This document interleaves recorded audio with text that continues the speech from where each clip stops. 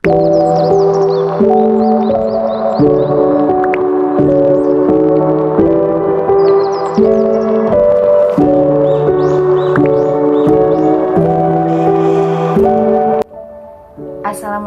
warahmatullahi wabarakatuh. Sebelumnya perkenalkan, nama saya Cut Aulia Suci Ranosa. Saya mahasiswi Ilmu Administrasi Negara Fakultas FISIP Universitas UIN Araniri, Banda Aceh. Pada video kesempatan kali ini, saya akan menjelaskan sedikit yang saya ketahui mengenai pengambilan keputusan.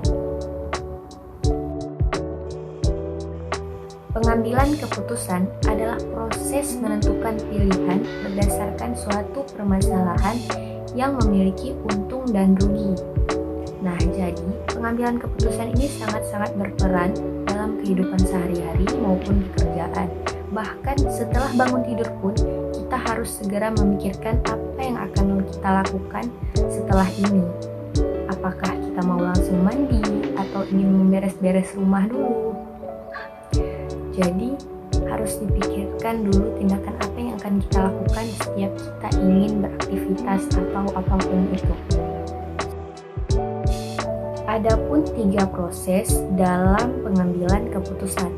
Yang pertama yaitu intelijensi atau penyelidikan, di mana kita dapat mencari tahu terlebih dahulu apa penyebab dan dasar dari permasalahan tersebut. Yang kedua ada desain atau rancangan. Di sini kita dapat mulai memikirkan berbagai rencana yang menurut kita bisa menyelesaikan permasalahan tersebut. Dan kita juga perlu memikirkan berbagai macam resiko dari rencana-rencana tersebut. Yang ketiga yaitu choice atau pemilihan. Di sini saatnya kita dapat menentukan pilihan dari berbagai rencana tadi yang dapat menyelesaikan permasalahan tersebut.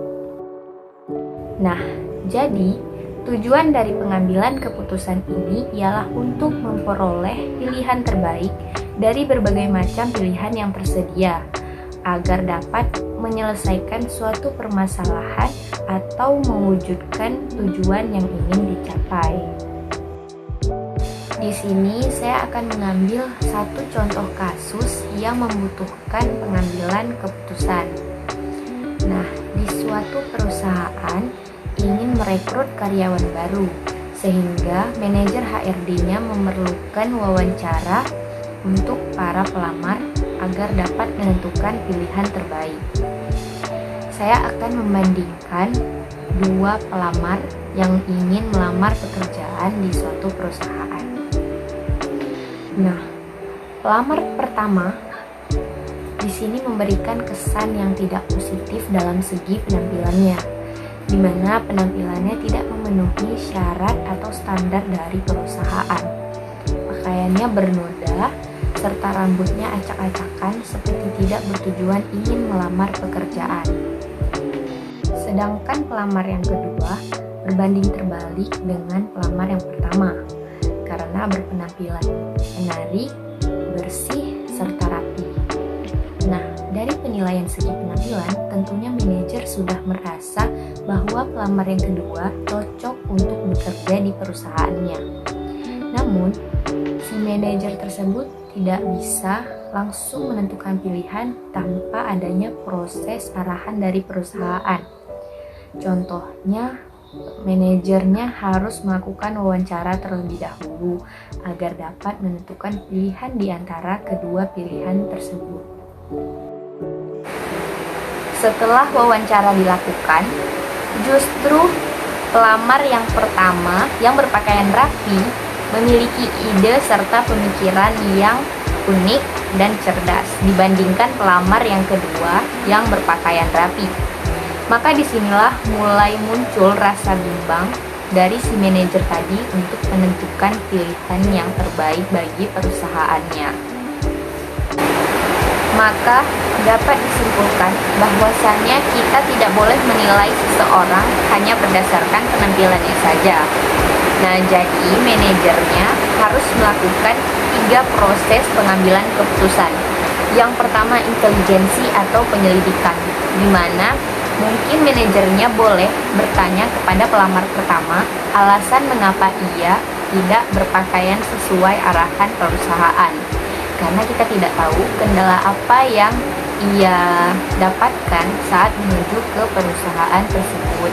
Bisa saja ia mengalami sedikit atau berbagai musibah saat perjalanan yang kita tidak tahu jika kita tidak bertanya.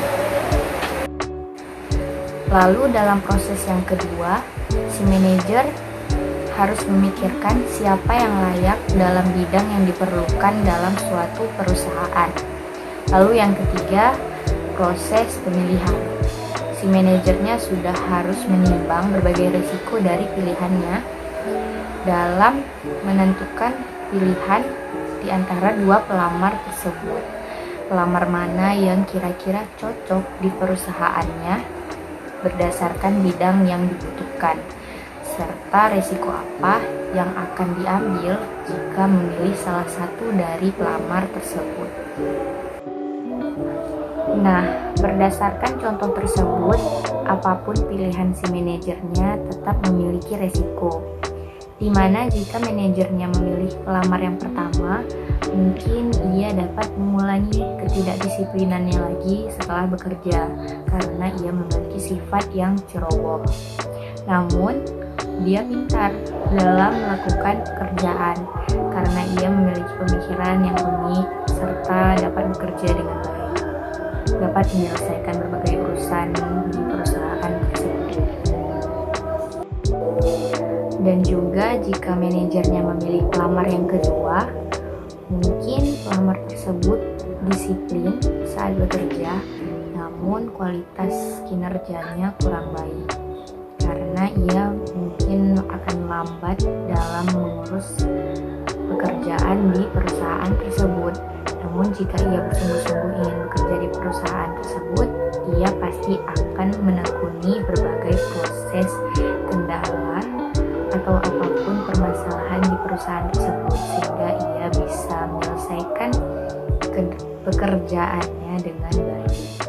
Begitu juga dengan pelamar yang pertama, jika ia bersungguh-sungguh, ia pasti bisa untuk merubah sifatnya menjadi lebih disiplin dan berhati-hati.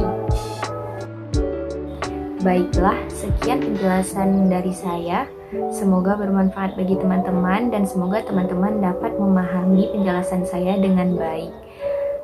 Terima kasih saya ucapkan atas perhatiannya. Mohon maaf bila ada kesalahan kata. Assalamualaikum warahmatullahi wabarakatuh.